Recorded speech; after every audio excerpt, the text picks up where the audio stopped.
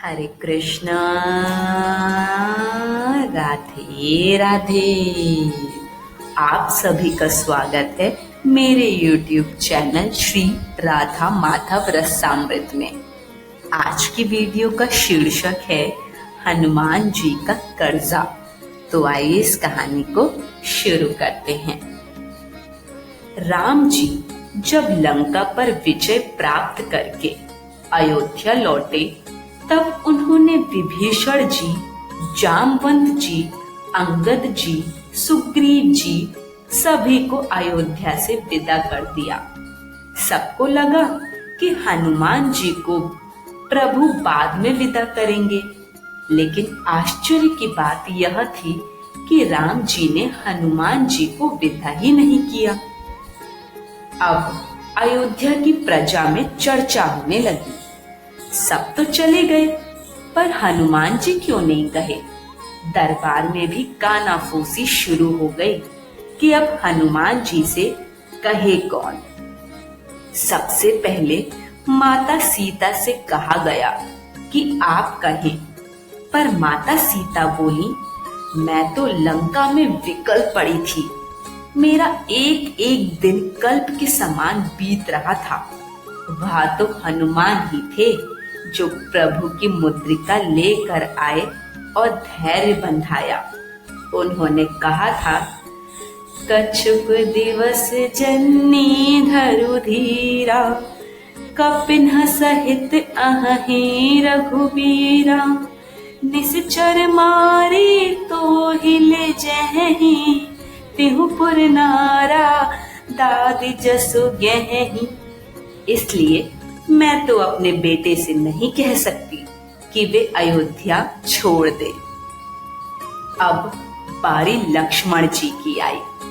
लक्ष्मण जी बोले, मैं तो युद्ध भूमि में मरणासन पड़ा था।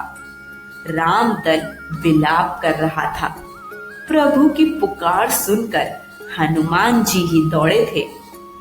प्रभु प्रलाप सुनी कान, बिकल भय बानर निकर, आए गयो हनुमान जिमि, करुणा महावीर रस। मैं तो हनुमान जी का ही लक्ष्मण हूँ, किस मुंह से कहूँ कि अयोध्या छोड़ दें। अब भरत जी की बारी आई। वे बोले, राम जी को वनवास भेजने का कलंक पहले ही मुझ पर है। अब हनुमान जी को भी विदा कहूँ? मैंने तो नंदी ग्राम में चिता तैयार कर ली थी, लेकिन हनुमान जी ही थे जिन्होंने आकर कहा, रिपुरन जीती सुजस सुर गावत, सीता सहित अनुज प्रभु आवत। अर्थात मैं भी नहीं कह सकता कि वे चले जाएं। अब सबकी नजर शत्रुघ्न जी पर आई। शत्रुघ्न जी बोले, मैंने पूरी रामायण में कुछ नहीं बोला, आज क्यों बोलूं? और वह भी हनुमान जी को जाने के लिए कहूं, जिन्होंने सबके प्राणों की रक्षा की? मैं तो बिल्कुल नहीं कहूंगा। अब केवल प्रभु श्री रामचंद्र जी ही शेष बचे। सीता जी ने कहा, प्रभु आप तीनों लोकों के स्वामी हैं और हनुमान जी से संकोच कर रहे हैं। आप खुद कहते हैं, प्रति उपकार करो का तोरा, सन्मुख होई न सकत मन मोरा। अर्थात तो फिर हनुमान जी से क्यों नहीं कह पाते? राम जी बोले, देवी मैं कर्जदार हूँ हनुमान जी का, इसलिए तो कह नहीं पाता। हनुमान जी का कर्ज चुकाना आसान नहीं है। इतनी सामर्थ्य मुझ में नहीं है जितनी राम नाम में है। अगर सुनना चाहो तो बताता हूँ कि उनका कर्ज कैसे चुकाया जा सकता है। पहले हनुमान विवाह करें, लंकेश हरिन की जब नारी, मुद्रिले रघुनाथ चले, निज पौरुष लांघिया गम्य जेवारी। आई कहे सुधि सोच हरे, तन से मन से होई जाए उपकारी। तब रघुनाथ सुखाई सके, ऐसी हनुमान की दिव्य उधारी।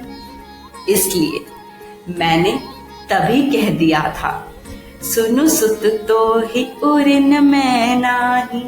अर्थात यदि आप कहें तो कल सभा में कह दूंगा कि हनुमान जी कुछ मांग लें। अगले दिन राज्यसभा में सभी एकत्र हुए। सभी उत्सुक थे कि हनुमान जी क्या मांगेंगे और प्रभु राम क्या देंगे। राम जी ने कहा, हनुमान, सभी ने मेरी सहायता की और मैंने सबको कुछ न कुछ दिया।